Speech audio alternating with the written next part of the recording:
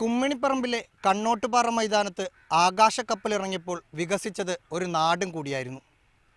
അതുവരെ കാട് പിടിച്ചു കടന്ന വെറുമൊരു നാട്ടും പ്രദേശമായിരുന്നു കരിപ്പൂർ. ഗൾഫ് രാജ്യങ്ങളിലേക്കും മറ്റു വിദേശ നഗരങ്ങളിലേക്കും ജോലിക്കും ബിസിനസ് ആവശ്യങ്ങൾക്കുമായി ആയിരക്കണക്കിന് ആളുകളാണ് ദിവസേന യാത്ര ചെയ്തിരുന്നത്.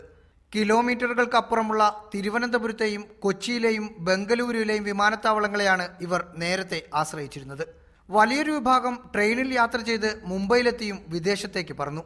എന്നാൽ കരിപ്പൂർ തുറന്നതോടെ മലപ്പുറത്തുകാരുടെ മാത്രമല്ല മലബാറുകാരുടെയും യാത്ര എളുപ്പമായി.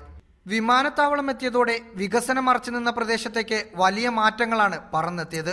അന്ന് ഗൾഫ് ഇന്നത്തെ പോലെ തുറന്നിട്ടില്ല. പിന്നീട് ഗൾഫിൻ്റെ ഈ തുറക്കലും എയർപോർട്ട് വരലും ഒന്നിച്ചായതുകൊണ്ട് പെട്ടെന്നാണ് ഇവിടങ്ങളിലൊക്കെ മാറ്റത്തിൻ്റെ കൊടുങ്കാറ്റ് വീശിയത്. ആ മാറ്റത്തിൻ്റെ കൊടുങ്കാറ്റ് വീശിയപ്പോൾ നാടെല്ലാം ഗ്രാമമെല്ലാം മാറി നഗരത്തിൻ്റെ പ്രതീതി സൃഷ്ടിക്കുകയാണ് ഉണ്ടായത്. വികസനത്തിനൊപ്പം ധാരാളം തൊഴിലവസരങ്ങളും ബിസിനസ് സാധ്യതകളും തുറന്നു. വിമാനത്താവളത്തിൽ ടാക്സി ഓടിച്ചാണ് നാട്ടുകാരിലധികവും ജീവിക്കുന്നത്.